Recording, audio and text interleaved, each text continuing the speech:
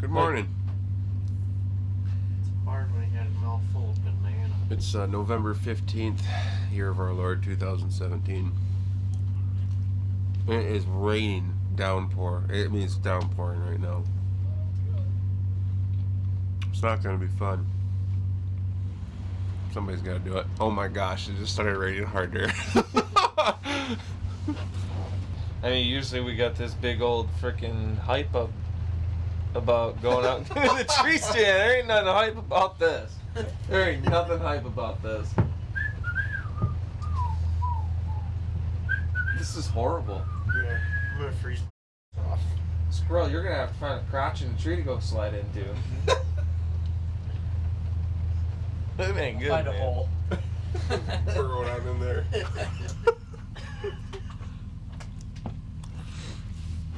Just sitting on a deer stand in a garbage bag. Not a big deal. Somebody's got to sit in a garbage bag. Brother Jacob. Brother Elvin. Excited to go sit in the rain? I'm gonna sit in the rain. It's gonna be fun. I'll be soaked within 45 minutes, half an hour, probably before we get to our tree stands. But you know what? It's opening day of deer season. Who cares? Charlie, I thought you were gonna be in your tree stand at 5 a.m. I was supposed to. Jeep didn't want to start. Oh, Big bucks moving the rain, Alvin. yes they do. This was going to be a tough morning to be in the stand, but I don't think anyone was thinking about backing out. We were all really pumped to get in a tree. All right, I just got to the base of my tree here, as you can see. And you got a pretty good climb up, so I'm going to get undressed. You guys can hear the rain, it's freaking crazy. So I'm going to hurry up. I'm going to get dressed in my warm stuff, get my rain gear on. I'm going to make the climb, so I'll see you guys at the top. Let's do this.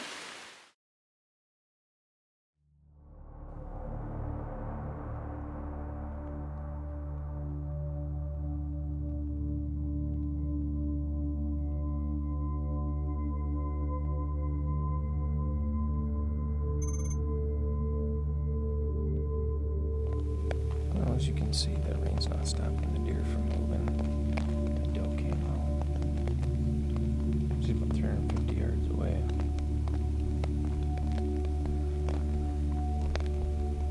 Just need her boyfriend to show up.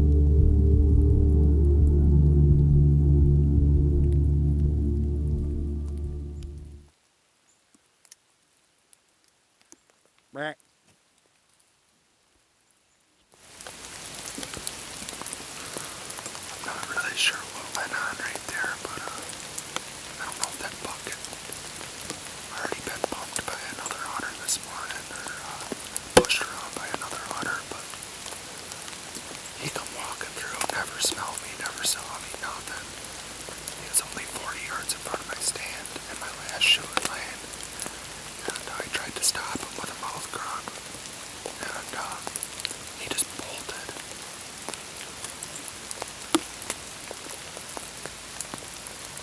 So really, I don't know what I could have done different. As far as right now, no one else in camp has shot anything that I've heard of. Alvin saw a couple deer, a spike horn and a doe, but it's about 9 o'clock, I think, somewhere in there. But yeah, that's my morning so far.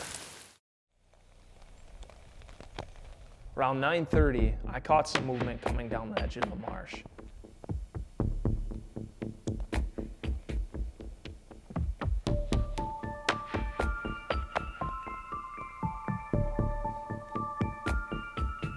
I was gonna let this buck make his way up the marsh through the tag over, just that way he could get to an area where I could get a good clean shot.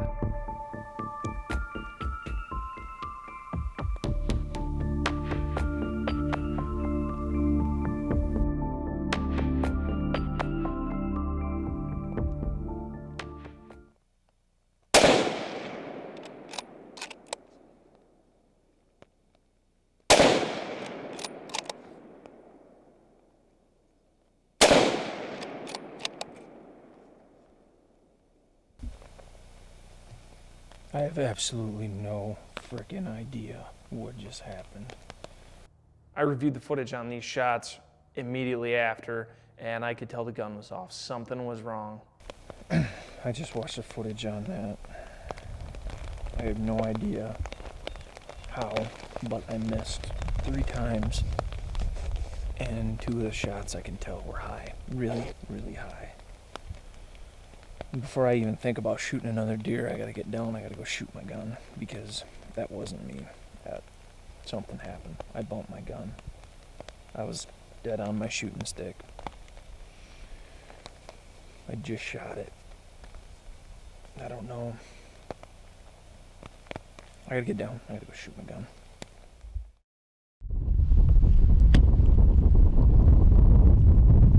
It has been a cold start.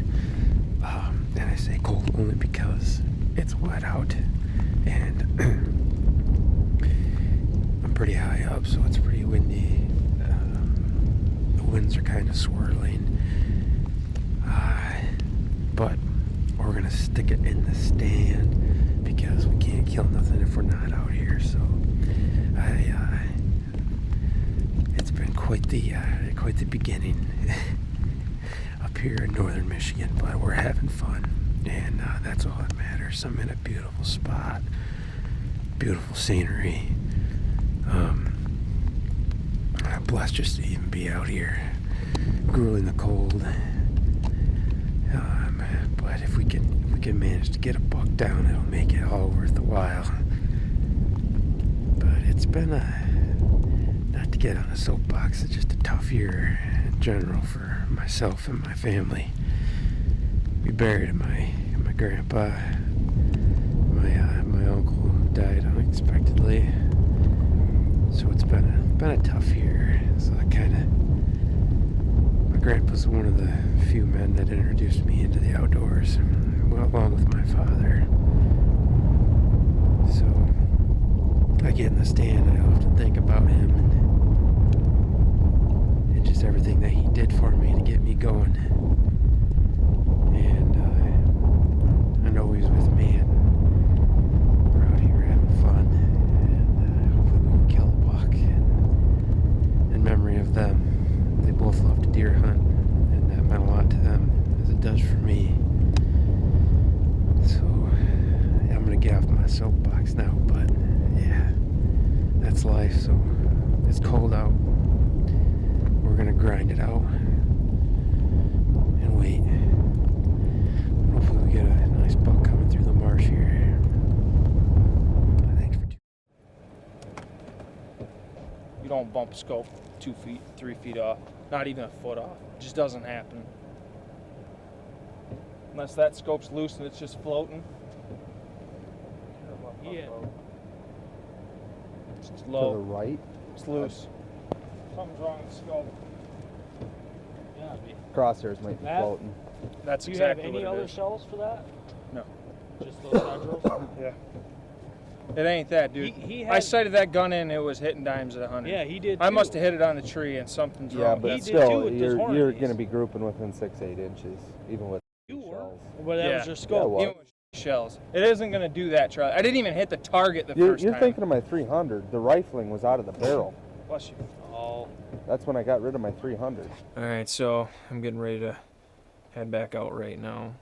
Getting my stuff, got it all dried out and everything. I was planning on sitting all day. I wasn't going to come through. The only reason I got really, really wet was because I had to walk back. But I shot my gun, and it's just all over the place. Crosshairs are definitely floating. There's something wrong with the scope. Definitely wasn't me. So Tyler's kind enough. He's going to let me use his 270 short mag. He's got it out here. We took and shot it a couple times. Looks like it's good and good and ready to shoot. So I'm gonna head back out, get in the tree stand. See you guys back in there. As you can tell from my wardrobe change, it hasn't stopped raining. It's been raining all day.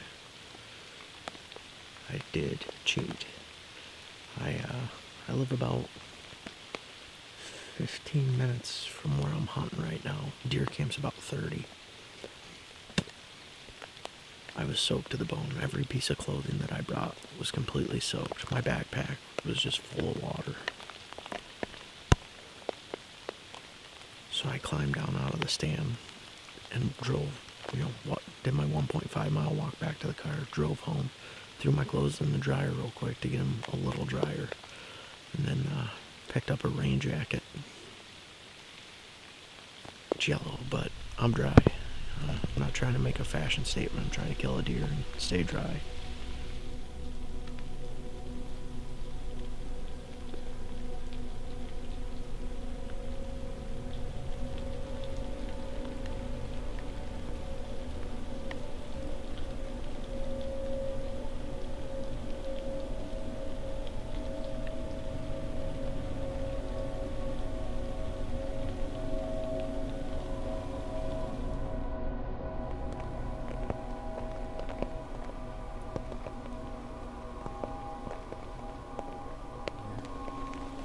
This is the moment where you get in your tree stand in the afternoon after missing a buck in the morning.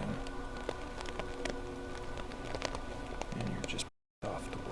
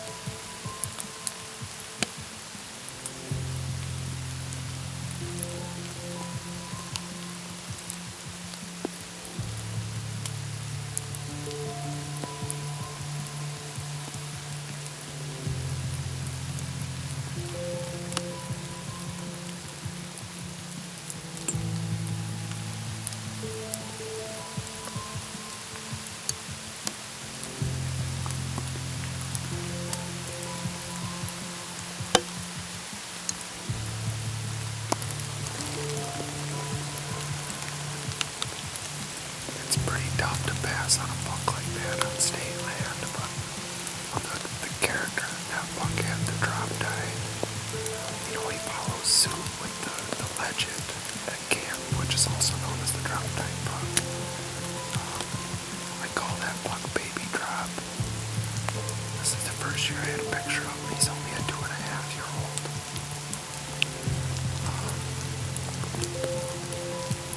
There's a real good chance that buck could get shot by another hunter. But I'm willing to take the chance to let that buck go.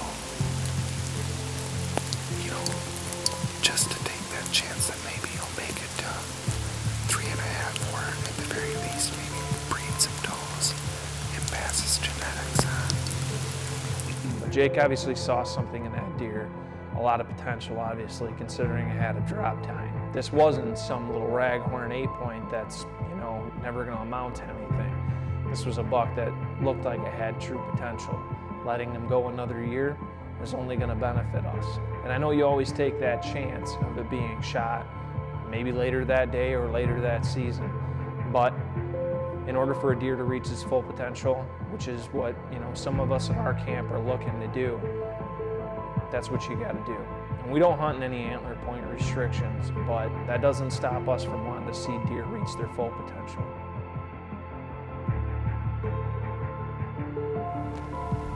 Getting down to that last half hour, 45 minutes of light. I'm starting to hear a bunch of shots cracking off everywhere.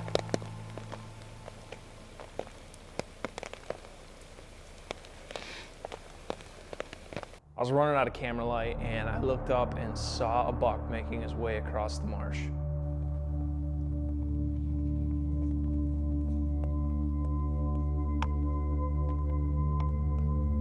I looked this buck over pretty good and I could tell he was a shooter. He was at about 150 yards, and at the angle that he was coming at, he was gonna end up coming closer, a lot closer. But he stops dead in his tracks in the marsh halfway through, and he gets my wind. Turned around and started heading back into the swamp.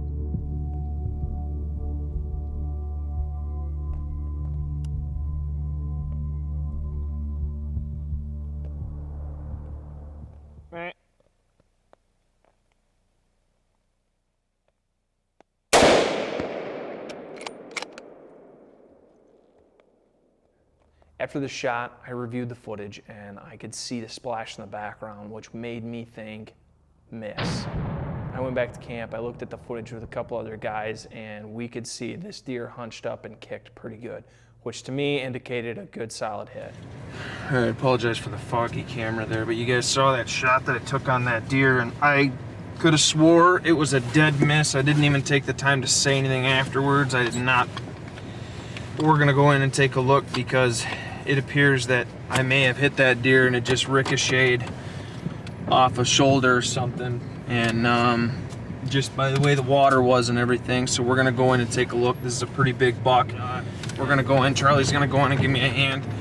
We're gonna see if there's any blood on the ground first off, and we're gonna go from there. So we'll be in there in about 25 minutes.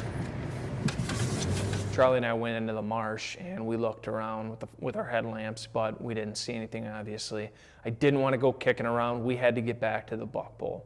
So I was going to wait till tomorrow morning to go in and look for that deer. Good job. Compass is over there. Have fun, Mace?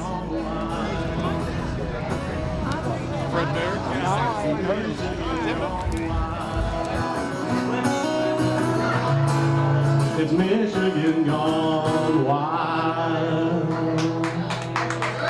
All right, folks, all you Michiganiacs out there, welcome to the 2017 Buck Pole. Aaron and Alvin, come on up here and let's get this thing started. Everybody give Aaron and Alvin a hand coming up to the stage.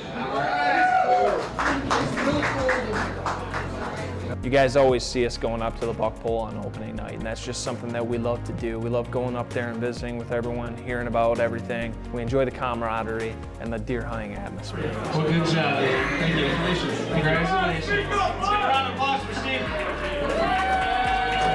So there's a backstory to this buck I found about. All right.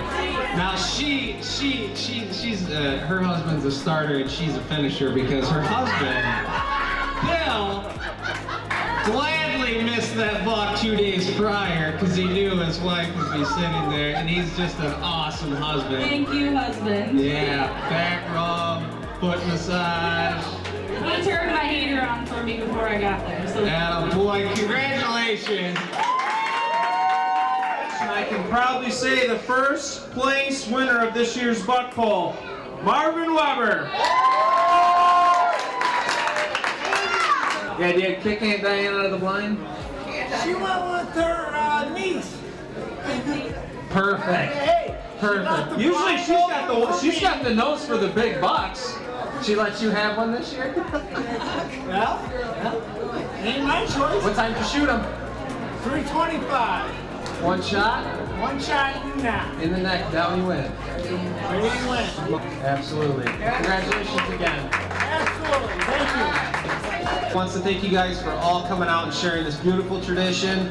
They're glad you guys all made it here safely, and hopefully you can enjoy some good food and finish out the rest of the year safely. And just thanks for coming out. We really, really appreciate it. You guys are awesome. Every year you guys show up, and we just appreciate it so much. So God bless, happy hunting, and stay wild.